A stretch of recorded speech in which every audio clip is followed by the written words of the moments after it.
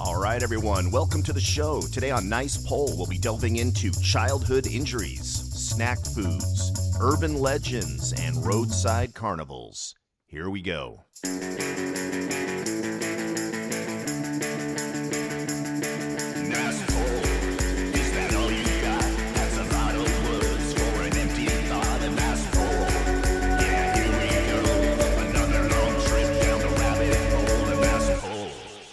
All right, here we go. Episode number 1 of Nice Poll. What the hell is this show, you're probably wondering? Well, it's a couple of middle-aged dudes. Wait, hold on. Couple of middle-aged dudes that grew up in Southern California, specifically San Diego. We are childhood friends, went to school together, middle school, high school, and grew up and got old. So why the hell would you want to listen to this nonsense? Well, if you've been seeing a lot of stuff on the internet about Gen X and all the fancy claims about these dudes that grew up in the 70s, and you have a fondness for tickling the back of your brain with those old weird memories from 60s, 70s, 80s, even the 90s, then this is the show for you, because that's what we do, right? No one else on the planet would ever want to hear the minutia that we're about to unload on you, but we love it, and that's why we're doing this together, because misery loves company, or company recalls misery, or something there, Chris. But let's do it, man. Yeah, we're just we're gonna dive in. You know, oftentimes we would make somebody laugh or make somebody think about something that we mentioned that maybe we experienced as a kid, maybe something we saw on TV, maybe something we always wondered about, and it's all kind of coming back. I used to make a joke when I'd say yes. If somebody was impressed by something I said that made them think back about something that happened in the past, say, if only I could use my powers for good. Well, now we're trying to use our powers for good. Here we are. We're going to talk about anything and everything. And yeah, you decide. We're not forcing this on you. You're not part of the text chain where you can say, all right, you can stop with the Brady Bunch jokes, or you can stop with the references to the Twilight Zone or anything like that. Hey, we're going to pull you in and you can get out if you like. But hopefully you'll sit and listen for a while. And down the road, we're going to introduce some other people in this conversation. Maybe you may know who they are. Maybe you won't. But again, we're going to go down different rabbit holes. Hopefully we'll get out, and maybe you'll go down with us, and hopefully you'll help us get out. That is a lot of wishful thinking there, that we're ever going to get out of the rabbit hole. Guys, we're living in the rabbit hole for most of this podcast. So yeah, don't think that. Now, some of you younger folks, and by younger, anything less than 50 something years old, right? For some of your folks that, God forbid, might be in your 30s or even in your 20s, we're going to be posting links and nice little references for you. So all the weird shit we say that you've never heard of, you're going to be able to take a look at that stuff and see what the hell that was we were talking about, and then decide if you ever want to listen to another episode of this podcast. I'm hoping this will be taught years from now in some kind of sociology or maybe even anthropology class, maybe years from now, right? We like to think that nice poll becomes part of the vernacular. Yeah. Something like, not that there's anything wrong with that, or anything along those lines that you can kind of reference. Somebody will understand what you're saying, and you maybe use it all already. You know, we don't claim to have invented the term, but right now we're going to own it, and this is where we're going to own it, and this is how we're going to own it, and we hope it's fun. We're here to maybe just amuse ourselves, and sometimes just amusing ourselves is enough. So we'll see where this goes. Yes, I can crack myself. Ask my kids. Nobody laughs harder at my jokes than I do. And I'm sure Jeff has similar stories. Again, that's another thing too. We're both dads, so we experience these other perspectives. Jeff's kids are a little bit older than mine, so they kind of run the gamut, which is probably helpful and probably a pain in the ass at the same time. Again, that's where we'll kind of wrap all these things together. We don't have all the answers. We have a lot of questions. So I think that's especially where we're going to have some fun. And spoiler alert, most of the questions we have we'll never find the answers to. And I guess that's kind of the fun too. But yeah, nice poll. I love it too, because when you say it, it sounds like you're saying something totally different. It sounds like you're saying nice poll, P-O-L-E. And so we're probably going to initially attract a very different demographic or dynamic there, I'm imagining. But maybe folks that are looking for a nice poll will also appreciate the nice poll. PULL, everybody. Right. If you want a nice poll, I can offer, I don't know, Lech Walesa or someone like that. I can't think of anybody of the more famous Polish person. I'm sure there's some out there. Oh, is that what that was? I apologize. Come on. Don't you remember Alexei? There we go. I guess that wasn't a nice poll. We're thinking politics way back when. I think he's still alive, though, so I don't know. I did not get that reference. So there you go, guys. There's our first nice poll. And again, what the hell does that even mean? That just means that something super duper specific, a real deep cut, if you will, on the who gives a shit spectrum. That's what a nice poll is. And I think it's probably, you may want to ask, like, well, where does this come from? I think, and again, without getting into specifics of our ages, although we already kind of touched on it, we're part of Generation X, which sometimes is, I think, underrepresented generation. They always talk about, one of the millennials are saying, and this is the baby boomers and stuff. Like, well, there's a group in there in between, and we kind of get lost. And I think what we're sort of and not that we can speak for that, our generation, but yeah, we're the ones that really we were the latchkey kids. We were the ones watching Saturday morning cartoons. We were the ones exposed to all of these things, in the 70s and the 80s when things really kind of turned upside down, and they obviously left their mark on us. They left their mark on our personalities. They kind of shaped who we are. And we hope we, I don't know, make you think, make you laugh, make you cry. No, we don't want anyone to cry. Yeah. Well, there could be people crying. So Gen X, a lot of people make jokes about that. There's a lot of memes about Gen X. It's a really popular concept now. I'm a badass because I'm from the Gen X generation, this and that and the other. Some of you younger guys out there, women out there, you might be thinking, yeah, I'm going to call mostly bullshit on that whole Gen X thing. There really isn't any way that every single middle-class kid from every neighborhood was allowed to disappear at the crack of dawn and not check in with their parents because they couldn't, no phones, right? No cell phones, and then come back before the sun went down and no questions asked, right? That's not even a possibility. So, Chris, tell them, did that really happen? It happened in so many ways. Again, and that's when I sound like, back in my day, when I talk about that we walked to school. You tell me if you've seen a kid walking, unless they live across the street from a school, we walked. We walked in the rain. We walked in the heat. Yes, we walked uphill both ways, right? Uphill, downhill, whatever we said it was. But those things that seem kind of foreign and things that we never took a second thought about. Like, you're right. Disappearing on a summer day, disappearing in the morning and showing up at dinner time, not having a way to check in with our parents not really concerned that we hadn't checked in. I guess maybe if they got a call from a hospital, they might have been a little bit concerned. But I mean, all those things that we grew up with that just seem impossible now, or seemed like they didn't actually happen. And it was just like, yes, we didn't worry about what was going to happen to us. We didn't, and again, and I'm not just saying they were all great. Yeah, we didn't wear helmets when we rode our bikes. But we all know a kid who split their head open when they bounced it off a curb. Gee, a helmet probably would have worked out pretty well in that situation, right? Skateboarding, same kind of thing. We didn't wear a helmet. We didn't wear pads. We didn't do any of those sort of things. We can even joke even farther with like safety for kids. We didn't have child-proof houses or child-proof homes, car seats, seat belts. We else to roll around in the back of a station wagon. We weren't belted in, right? And we could cram as many people as we possibly could in there. Those sort of things that now looking back as a parent, looking back as an adult going, holy shit, how are we still alive, right? Because of all those things that you wouldn't even think about now. Riding in the front seat, riding in the back of a truck, which was always great. And when in retrospect going, how did we not die? Hey guys, when he says riding in the back of a truck, I want to be super specific. He doesn't mean sitting in the back of an SUV, seat belted in.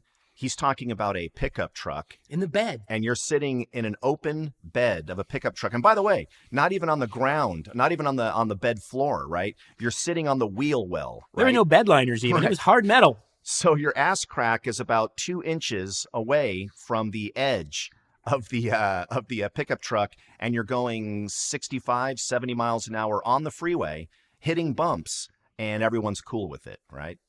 We rode back, Bill and I, another friend of ours. Yeah. Maybe we'll get him on the show sometime. Uh-huh. We rode back in the back of a pickup truck from Palm Springs to San Diego. And that's a couple hours. That's all freeway. You're coming through the desert. Yes.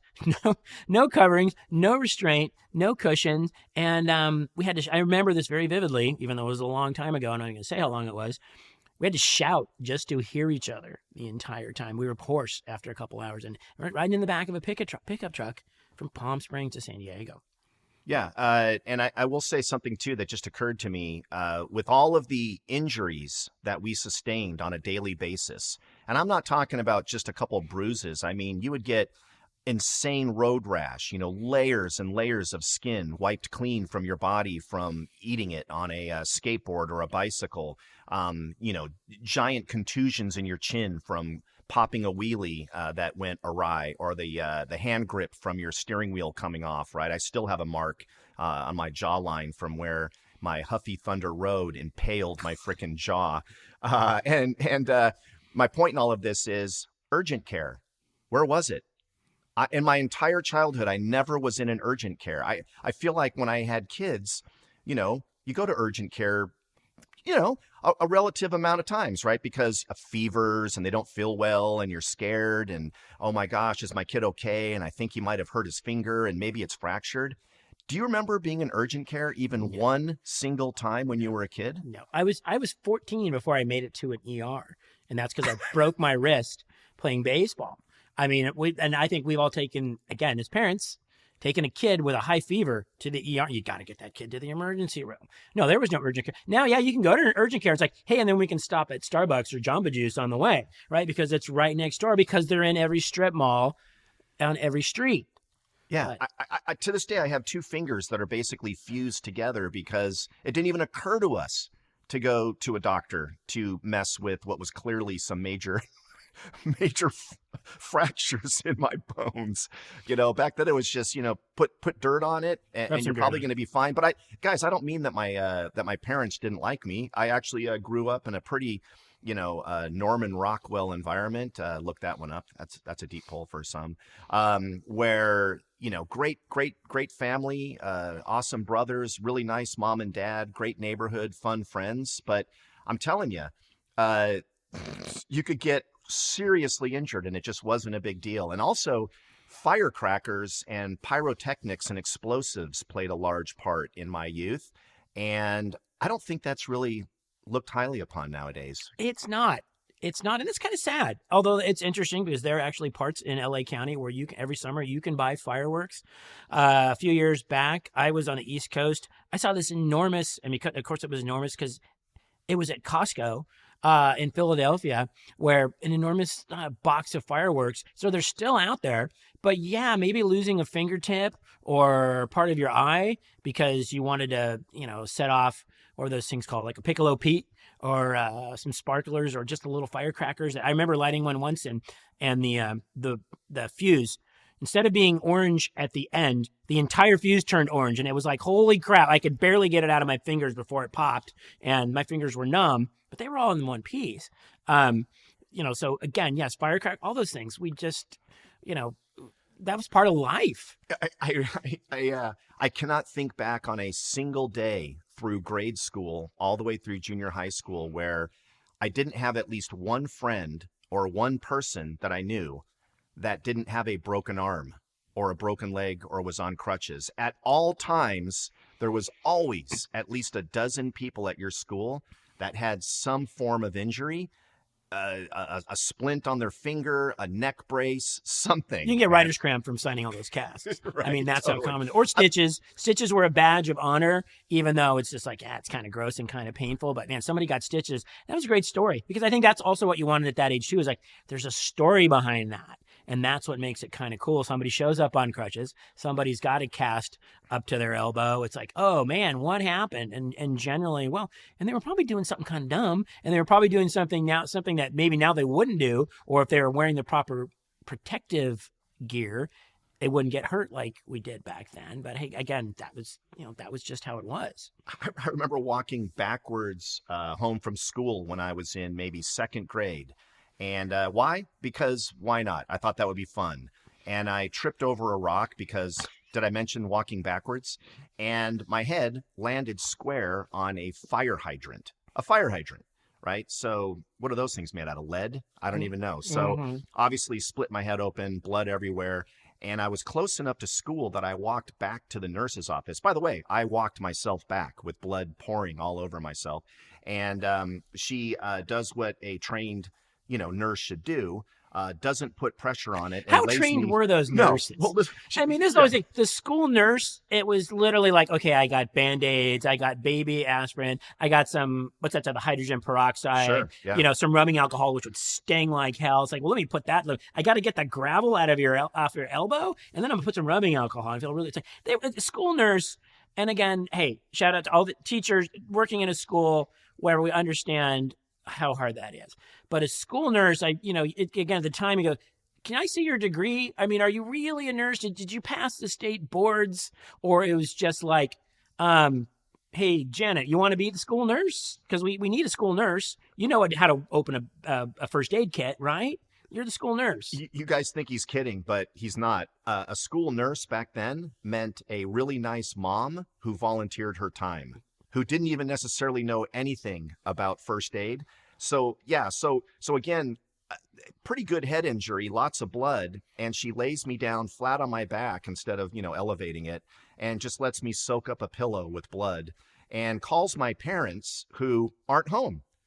Well, now what do? Well, we're just going to wait, right? You've got to wait for someone to get by the telephone. My dad finally picks up maybe a half hour later and says, oh, head injury, blood everywhere. I'll get there when I can. When I can, Chris. And they weren't home, and there was no machine. There was no voicemail. Obviously, there were no cell phones. So you're right. It's just like it's a pure crap. Maybe they had a work number for them, or maybe not. Maybe they were a salesman. Maybe they weren't near a phone. And you're right. So it was literally just the crapshoot of flagging down a parent. All of this. It was so different in that regard. And I look at it, and I look at the same thing like, okay, a school lunch. Jeff's kids I still have a daughter that has to have a lunch packed. Well, we could pay for lunch every day, but we're sure as hell not going to do that. Packs a lunch every day.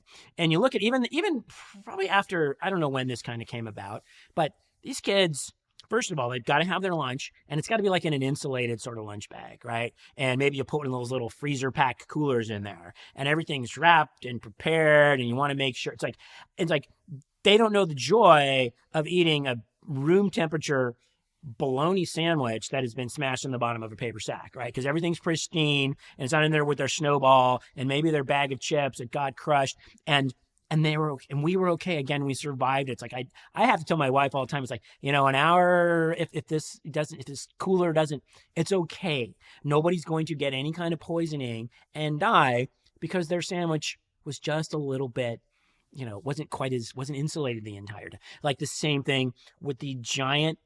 Every kid now goes to school with a water bottle and has to stay hydrated. Every kid that plays sports has got their own water bottle. Every kid that goes out on any kind of excursion, you got your water. You got to stay hydrated. And it's like us, how did we stay hydrated? It was the water fountain, which was usually disgusting, which usually had gum and God knows what else shoved all over it. And you didn't think about, when did you drink?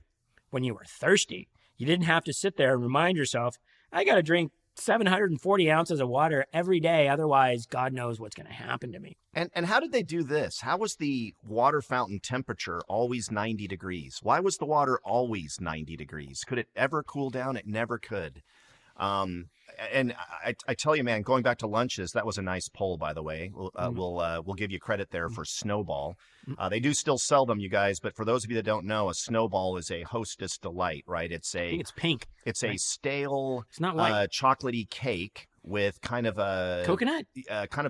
Well, inside though, it has that cream filling that's very Twinkie-like. Right. But on the outside, it's not real cream. On the outside, it's never been real cream. It's pure marshmallow dipped in coconut and then spray painted pink. And I will say, and I'm not joking, if I look back, I'm sure I'm right.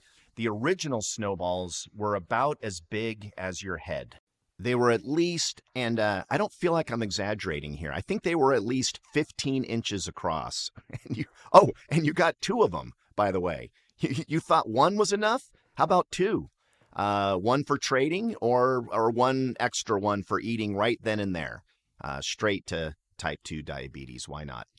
Not like your little 2-inch Snowballs you get today, but that was a lot That was a lot of sugar to contend with. And speaking of, drinking, we had thermoses, you guys, thermoses that were lined with glass, right? So what does that mean if they drop or break?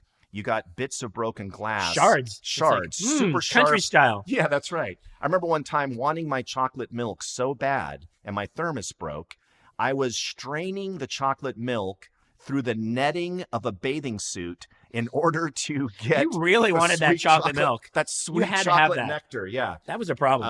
And by the way, all bathing suits had netting inside of them for your junk. We don't know why, but they all did, right? It was not comfortable. No. And those thermoses, I remember one time, yes, where I think my Adam 12 lunchbox got thrown down Nice the hallway bowl right there. and got broken.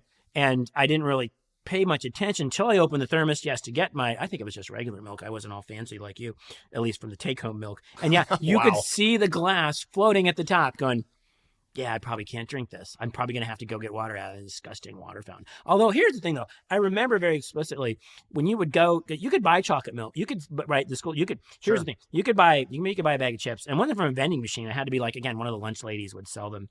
And I'm sorry if lunch lady is no longer a PC term.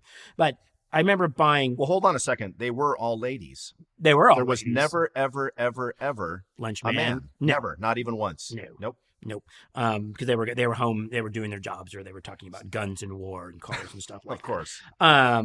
But you could buy, and because I think this had something to do with subsidies, I always wondered, you could buy a chocolate milk, a little carton of chocolate milk for 7 cents. Okay, because again, I think 7 cents is quite a deal. And you could also buy an ice cream bar or an ice cream sandwich for 15 cents. So everyone's like once a week, I would be able to buy a chocolate milk and an ice cream bar as part of my lunch. My mom would send me to school with 22 cents. She wouldn't give me a quarter. She didn't want me going to lose that change or going wild with the change or maybe saving it up and going down to 7-Eleven buying wacky packs or something like that. So she would give me 22 cents jingling in my pocket to go buy my chocolate milk and my ice cream bar. And I better not lose a penny or a nickel. Otherwise, I was SOL trying to get my extra treat of my chocolate milk and my ice cream bar. She didn't want you to go mad with power. Nope. That extra 3 cents could buy you a completely brand new category of shit. I could right? over time again. Yeah. Hey, 6 months worth of extra 3 cents is, hey, if that was 15 cents a week, 60 cents a month. And hey, I could have gone crazy with that. If you guys are wondering how old we are, 25 cents when we were kids, that's 2 scoops, motherfuckers. 2 scoops of ice cream is what that is at the grocery store. It was a comic book. That was a couple packs of baseball cards. That was easily a couple packs of gum. It was a couple of phone calls. Yes, people paid for phone calls, kids. But yeah, 25 cents went a long way. Yeah, the baseball card gum too. I always loved that. It would eventually become gum if you stick it in your mouth and just let it sit. If you for chewed about it 30, long enough. Yeah. But if you just bite right into it, then it's just brittle. It's almost like you're eating one of the cards. One of the cards, yeah. It was kind of chalky for some. I don't know why. Chalky. Yeah, very chalky. Very That's stiff. Right. It bubble gum by name only, because even if you managed to chew it and not dislocate your lower mandible, you weren't blowing any bubbles. The biggest innovation that happened when we were in grade school, for those of you listening here, is when they had soft bubble gum. Mind blowing. Oh Bubblicious and Bubble Yum were an absolute It's a game changer. Game-changing revelation. Are you mean I don't have to work this fucking thing in my mouth for, half an hour or so to get it, to force it into gum state? It's actually going to be chewable from the moment. You could squish it. It was squishable gum. It was one of those seminal events. Like, hey, I remember the first time I chewed soft bubble gum.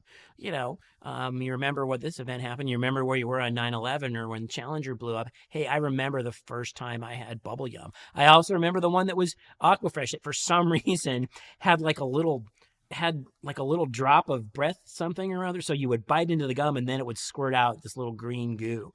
And that was a selling point. I don't quite know why, because you would get used to it. I don't know if this is necessarily a benefit, but hey, it got people to chew their gum. And decades later, here's a couple of dudes talking about it. Chris, I'd like to give you extra bonus points for comparing the Challenger disaster to the moment that you realized there was soft bubble gum. I think that was an awesome comparison. Well, there. you I'm know, not saying again- it's not relevant. I'm just saying, very interesting. Where were you? Yes, like I can remember where I was in both instances. You know, one was outside of 7-Eleven and one was at school. One was actually on campus. So yes. So hey, I'll take it. You know, and my apologies to the to people actually impacted. They're not by listening. challenge. Yeah, not. trust me. No, not no one yet. cares. They're not listening. No one cares. Do you remember the rumor that was going out about bubble yum? That it was the urban legend about spider eggs. There you go. And so you nice. blow webs. Yes, that's right. Instead, when you blow bubbles, you're going to blow webs. And it's in retrospect, going, well, that's kind of cool, you know. But yeah, one of those things going, don't chew it, because how would the webs? I guess, or would you give birth to spider babies? Well, that's right. So we were told by our friends, reliable source, right? Other fifth graders, that spider eggs were one of the secret ingredients in the gum, or somebody chewed the gum and found spider eggs in there. That's how it normally goes, right? Some poor kid, some legendary kid. Yeah. Somebody that I know. Yeah. Like a friend of mine's next door neighbors, cousins, best friends, teammate on his little league team chewed this gum. You know, so those urban legends were great. There was a lot of them around food. Right? I mean, the guy who Pop Rocks. There you go. Somebody their head exploded or something. Well, what did he do? Well, he mixed it with soda. Thank you. Okay. I mean, Chris, so all of these urban legends, what I love about them is they're just close enough to the logic that's in your brain, kind of the cartoon logic. Well, hold on a second. Nobody's stomach could explode from Pop Rocks. Well, but if you add Coke, wait, hold on a second. You have me thinking. All right, Coke, maybe. Right? The fifth grade kid. It doesn't take much to push him beyond his. How do I set somebody up? How do I get that unknowing kid that I don't really like? And maybe this is bullying, or maybe potentially it's murder. But in the sense, it's like, how do I get him to drink and eat pop rocks at the same time? And then, wow, what do you think's going to happen? Of course, we didn't have phones to record it. Now, if that happened, somebody would record it and put it on TikTok, and they'd get 100 million views, and we'd go on from there. But I love the structure of those urban legends too, right? The believability when you're a kid of these urban legends comes from that one extra fact, right? We all heard about the lady that put her little poodle or whatever in the microwave, and we're like, well, that's impossible. Nobody would do that. Nobody would be that cruel. And then all you have to do is add one extra fact. Well, she was just trying to dry it off. Well, hold on a second. Maybe she's trying to dry it off. Right? It's just that one little extra fact that makes it plausible in the fifth grader's mind. I just think that's so interesting. I had a boss who used to, anytime he didn't believe something, that was his go-to phrase. That's a poodle in a microwave story. So that was how he basically discounted anything. Full disclosure, I don't know, this was maybe 8 or 9 years ago. My son had to wear a special shirt for PE for school, and it was wet. I'm already laughing. And so I put a T-shirt in a microwave, thinking I could dry this thing off really quickly. It caught fire. It didn't blow up. The microwave was not ruined. Nobody died. And then I kind of I just threw it in the trash and then had to fess up to it later when my wife couldn't find the PE shirt. I go, well, actually, it's in the trash and it's got burn marks on it because it caught fire in the microwave. You know, the urban legends were great because of, I think, the consistency of them. I think because so many people, we all heard the same ones. And that's the thing that kind of blows my mind is like, how did we hear the same ones? How could you have a cousin that lived in the Bay Area know the same, or lived across the country? How could they know the same urban legends, the same rumors, play the same games, and and hear all these things about the camp ones where they came from? Oh, remember that guy and he had the hook, and then it's like he was the escaped crazy man, and they found the hook on the he was about to open the car door, and that kind of stuff. It's like everybody knew those stories.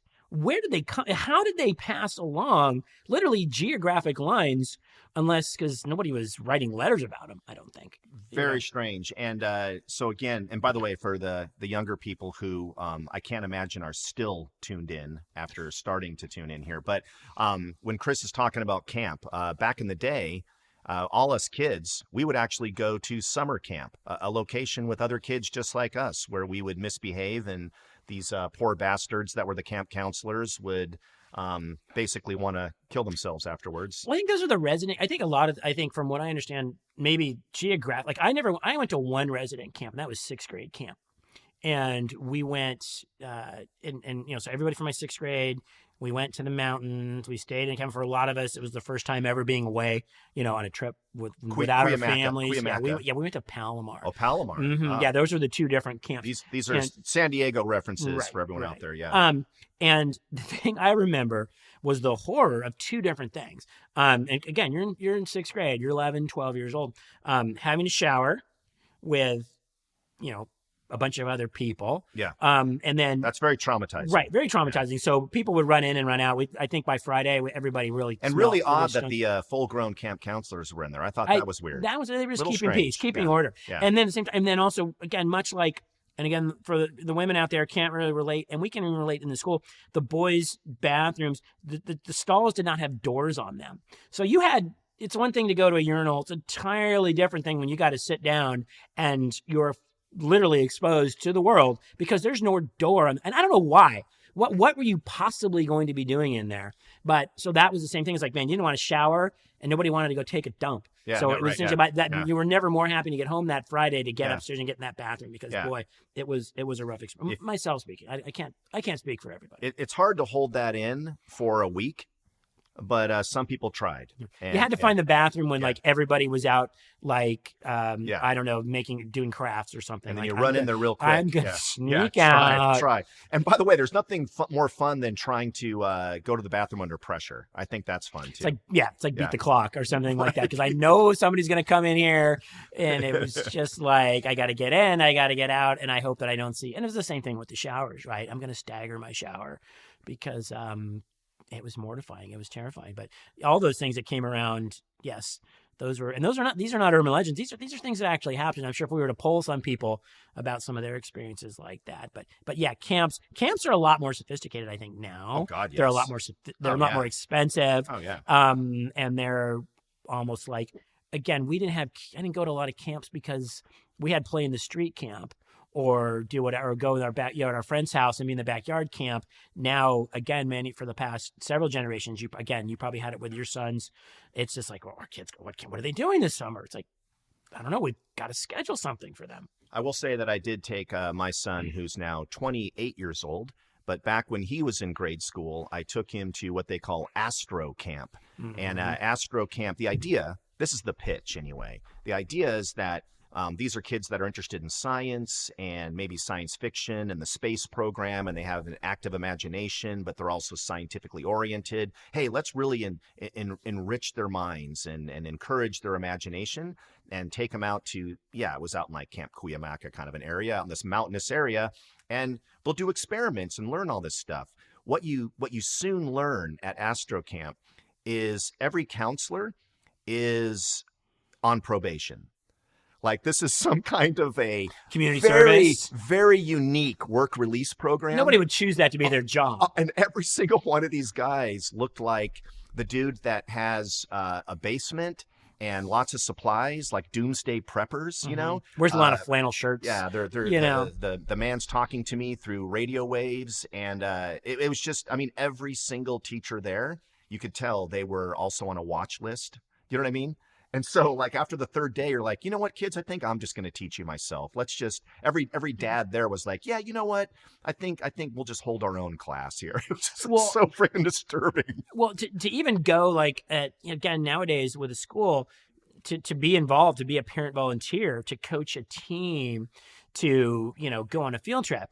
They got to make sure they're updated background check and all the rest. And I don't think they were doing that then. I don't think they were sending anybody to get fingerprinted to see for, you're going to be around kids. Okay, sign here. Thank God we got someone to take this job. Well, that's for sure the case when we were kids. But I mean, this Astro Camp, I get the feeling that everyone was shockingly aware of these people's backgrounds and they allowed it anyway. But super, super creepy. Hey, job creation, right? Got to fill those jobs. Super creepy. Yep.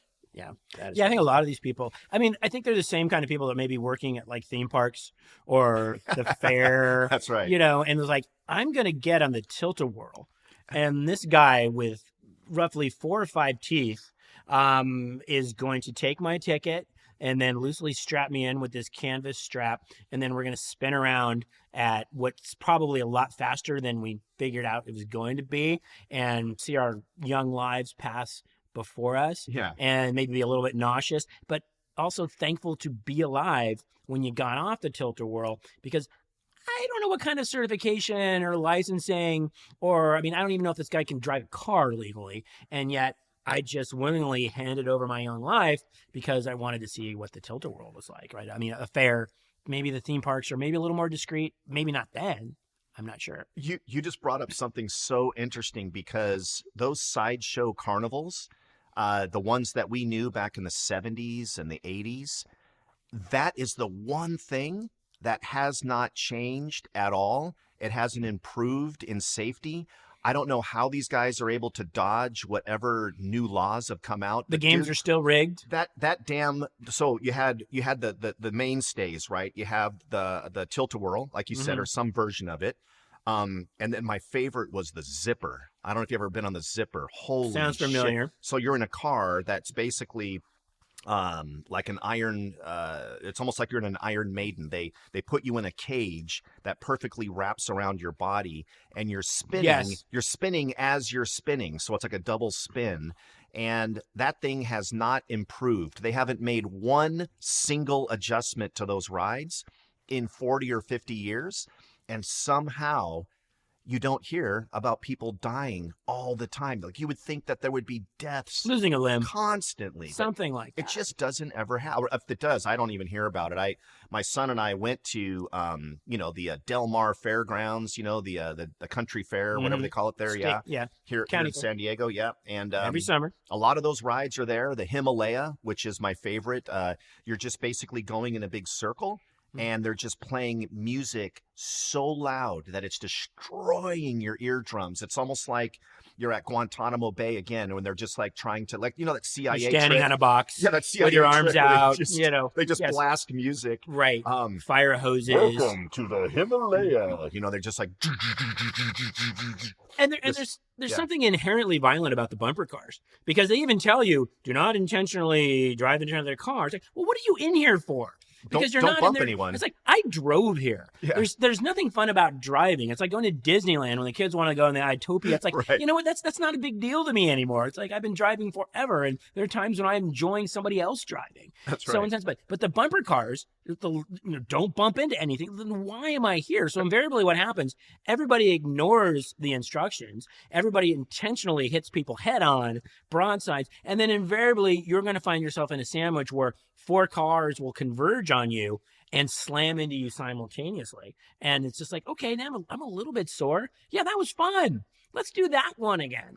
And I still can't, all those games, they haven't changed either. No. I can't pop a balloon with a dart No. to save my life. I don't care what kind of prize it is. Especially when the dart's made out of felt, by the way. That's not a good dart. You can be the best 3-point shooter in the world, and you're not going to get a basketball through those rims that are either crooked or just a little bit too small for the ball to actually go through. These things still exist. I tell you, Chris, and to this day, my dream is to be one of those guys that's walking down the midway with his girlfriend, and he has the giant stuffed animal, the stuffed animal that's so big, and you're like, that's the guy that I want to be, man. I just one time, can I win the super big thing for my wife, right? That's a plan. Yeah. That's like the slot machine at the front of the casino that Yeah. pays off. That's so right. everybody can see it and go, oh, I'm going to go in there and I'm going to win too. It's like, yes, I'm going to get this giant Bart Simpson that I can't even fit into my car. And I definitely want to haul it around. That's what you want to do. You want to win that and can carry that around for the rest of the day. What is literally the first thing you would want to do with that once you got it home?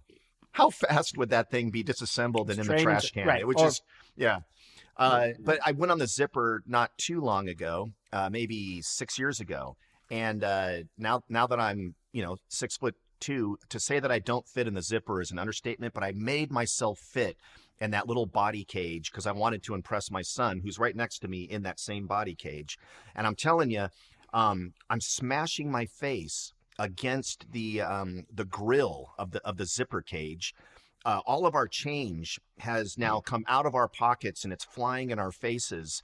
I have actual contusion on my nose and my lip and bruises on my shoulders.